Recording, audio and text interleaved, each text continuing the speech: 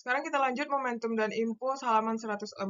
Benda bermassa 3 kg sesuai pada grafik FT di atas. Jika benda semula diam, besar kecepatan akhir benda. Nah, ini ada grafik F terhadap T. Ini bisa kita cari impuls ya. Impuls itu bisa menggunakan luas daerah. Nah, luas daerah yang kita gunakan itu bentuknya berarti dari mana nih? Dari benda bergerak, benda bermassa 3 kilo, berarti M-nya itu adalah 3 kilo, V2-nya itu 0, bukan, apa yang ditanya nih? Benda, V1-nya 0. V1-nya 0, yang ditanya adalah V2. Nah, sekarang kita lihat ya, dia bergerak dari mana nih? Ini bentuk grafiknya adalah, ini kita cari ya. Ini bentuknya persegi ya. Ini luas 1, ini luas 2. Berarti I sama dengan luas 1 ditambah luas 2. Luas 1 itu adalah panjang kali lebar, dan luas 2 adalah alas kali tinggi bagi 2. Nah, panjangnya adalah 6 kali 6, lebarnya 6 ya. Ditambah alasnya dari sini ke sini adalah 3. 3 kali 6 bagi 2. Berarti ini 36 ditambah ini 3 tambah 9. Berarti ini adalah 45. Impulsnya adalah 45. Karena udah dapat impuls, berarti kita cari I sama dengan M V2 kurang V1. 45 sama dengan 3 V2 kurang 0. Berarti jadinya 45 sama dengan 3 V2. Berarti 45 per 3 sama dengan V2. Ini sama dengan 15 V2. Jadi V2 dapatnya adalah 15, yaitu yang E. Nomor 2, perhatikan peristiwa berikut. Besar momentum. Berarti yang pertama, Edo mengendarai sepeda motor dengan massa M sama dengan 120 kg, membonceng Sony. Berarti V sama dengan, ini pernyataan 1 ya, V sama dengan 54 km per jam. Ini kita jadikan ke meter per sekon, 54 kali 1000 bagi 3600 itu adalah 15 meter per sekon. Kemudian yang kedua, Ali mengendarai sepeda motor dengan massa yaitu 120 dan V-nya adalah 90 km per jam. Berarti ini 90.000 bagi 3600. Coret. Ini berapa nih ya? Coret 2 tuh 2. Bagi 94 bagi 9 100. Berarti ini adalah 25 meter per sekon.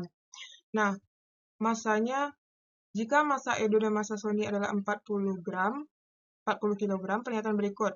Besar momentum peristiwa 1 lebih besar daripada peristiwa 2. Berarti ini P-nya adalah M kali V. 120 kali, masanya berarti dijumlahin ya. Berarti massa motor 120 ditambah 40 kali 15. Berarti ini 160 kali 15. 16 kali 15, 3, 8, 6, 1, 0, 14, 2, 240. Kalau ini V sama dengan M kali V. 120 ditambah 40 kali V kita, V di sini adalah 25. Berarti jadinya 160 kali 25. Ini nolnya ada 2 ya. Ya, berarti 16 kali 25. Hapus ini. 16 kali 25. 0, 3, 8, 12, 2, 3. 0, 10, 4. Ini adalah 400. Nah, jadi momentum pertama, besar momentum pada peristiwa 1. Ini nolnya ada 3 ya. Besar momentum peristiwa 1 lebih besar. Enggak, salah nih. Selisih momentum peristiwa 1. Berarti kalau selisihnya adalah P1, ini P1, ini P2 ya.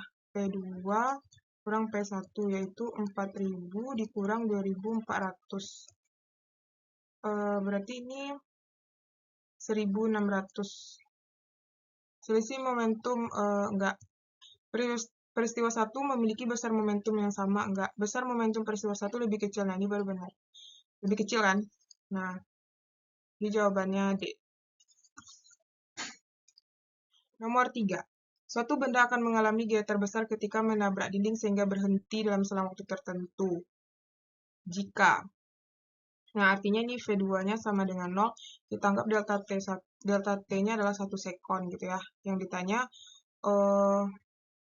mengalami gaya terbesar, F terbesar. Nah, kita bandingkan aja. Berarti kalau kan ini rumusnya dari impuls sama dengan delta P. F kali delta T sama dengan M P2 kurang P1. P2-nya kan 0, berarti F kali delta T sama dengan M kali P1 jadinya kan. Nah, karena kita mau cari F, M kali P1 per delta T. Nah, ini aja kita bandingkan. Berarti yang A ya, FA banding FB banding FC banding FD banding FE. FA itu adalah 100 kali 10, delta T-nya kan juga sama, berarti coret aja ya. Nggak usah ini dimasukkan, ini aja. Banding 40 kali 25 banding 200 kali 5 banding 150 kali 7 banding 50 kali 15. Berarti kan ini kan seri. Kita bagi berapa ya? Bagi 5. Bagi 5 ini 2. Bagi 5 ini 5. Bagi 5 habis 1 ya. Bagi 5 ini 30. Bagi 5 ini 3. Berarti jadinya 200 banding 200 banding 200 banding 210 banding 150.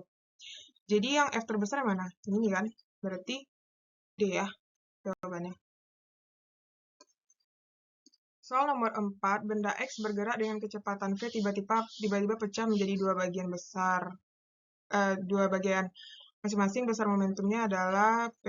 Jadi awalnya itu awal ya. Yang awalnya P berarti P dan pecah berarti akhirnya yaitu P1 dan P2 dan dia saling tegak lurus ya. Berarti P2 P1. Jadi dia membentuk sudut. Jadi kan ini besaran vektor ya. Berarti kita jawab menggunakan rumus kekekalan momentum P awal sama dengan P akhir. Berarti P awalnya adalah P aja. P akhirnya adalah ini kan aksen akhir ya. Berarti karena dia membentuk sudut siku-siku berarti rumusnya adalah P1 kuadrat ditambah P2 kuadrat. Nah, jadi jawabannya adalah yang E.